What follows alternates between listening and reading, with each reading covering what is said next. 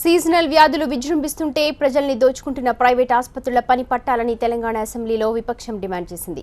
Platelets పేరుతో డబ్బులు గుంజేస్తున్నారని కాంగ్రెస్ సభ్యులు గీతారెడ్డి, చిన్నారెడ్డి ఆరోపించారు.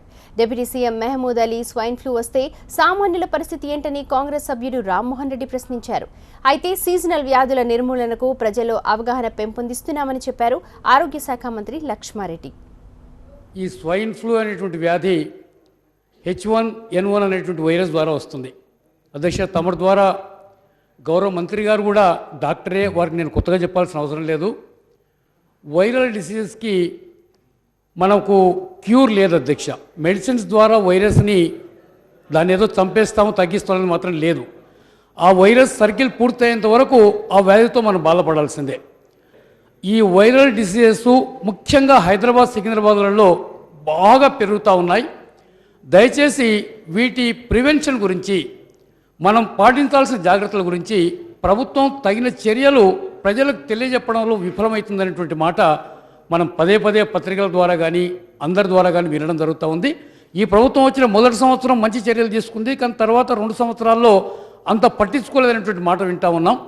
గాంధీ హాస్పిటల్లో ఒక 5 మంది చనిపోవడం అనేది చిన్న విషయం కాదనేటువంటి మాట కూడా నేను సవినీగా మనవి చేస్తున్నాను. ఇంకోటి అధ్యక్ష, ఈ ప్రైవేట్ హాస్పిటల్స్ పైన మనం నియంత్రణ చేయాలి. ఎందుకంటే ఈ స్వైన్ ఫ్లూతో, ఈ వైరల్ డిసీజ్తో ఎవరైనా కనుక హాస్పిటల్ పోతే ప్రధానంగా భయపడుతుంది ఏమంటే, మీకు ప్లేట్లెట్స్ పడిపోయినటువంటి మాట మొదలు చెప్తారు.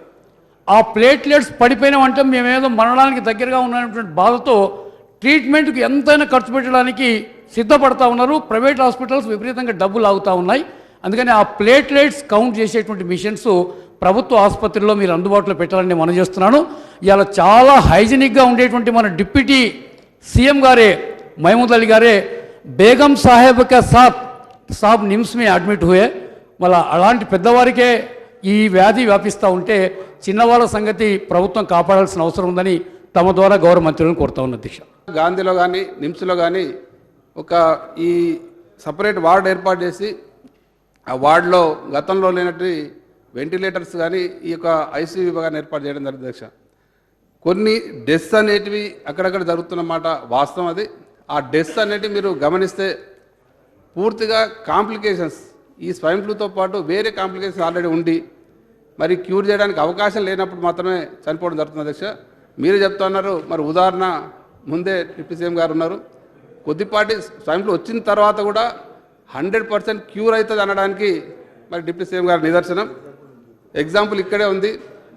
మీరు పేపర్లో వచ్చినట్టు నిమ్స్ హాస్పిటల్ కూడా జాయిన్ కాలేదు, ఇంటి దగ్గరే ఉన్నారు, ట్రీట్మెంట్ తీసుకున్నారు, జాగ్రత్తలు తీసుకున్నారు. కాబట్టి డిప్యూటీ సీఎం గారికి పూర్తిగా కంట్రోల్ అయింది. తర్వాత ఇతరులు కూడా ఎవరికి సోకలేదు. చిన్నారెడ్డి గారు చెప్పినట్టుగా, మిగతా వాళ్ళు చెప్పినట్టుగా ప్లేట్లెట్ సపరేటర్స్ లేవని చెప్పడం జరిగింది. అది మన ప్రభుత్వం వచ్చిన తర్వాతనే 12 ప్లేట్లెట్ సపరేటర్ మెషిన్స్ కొనడం జరిగింది అధ్యక్ష. అవి పనిచేయడం జరుగుతుంది అధ్యక్ష. లిస్ట్ కూడా ఉంది మన దగ్గర. అవి ఆల్రెడీ జాగ్రత్తలు తీసుకున్నాం, కొత్తగా కొనడం జరిగింది, అవి పనిచేస్తూ ఉన్నాయి, ఎక్కడ ఇబ్బంది కూడా లేదు. కాకపోతే ఇటువంటి విషయంలో మన అందరి బాధ్యత, ముఖ్యంగా ఈ సీజనల్ డిసీజ్ వ్యాపించడంలో వస్తున్న విషయాలు అందరికీ తెలుసు. కాబట్టి తర్వాత ఇవే కాకుండా ఇంకా సీజనల్గా మలేరియా కావచ్చు, డెంగీ కావచ్చు, ఇవి వచ్చేదానికి దోమకాటు వల్ల వస్తాయి, మలేరియా కానీ డెంగ్యూ కానీ. మరి పరిసరాలను పరిశుభ్రంగా ఉంచుకోవాల్సిన బాధ్యత అందరి మీద ఉంది. ప్రభుత్వ పరంగా తీసుకోవాల్సిన అన్ని చర్యలు చేపట్టడం జరుగుతుంది.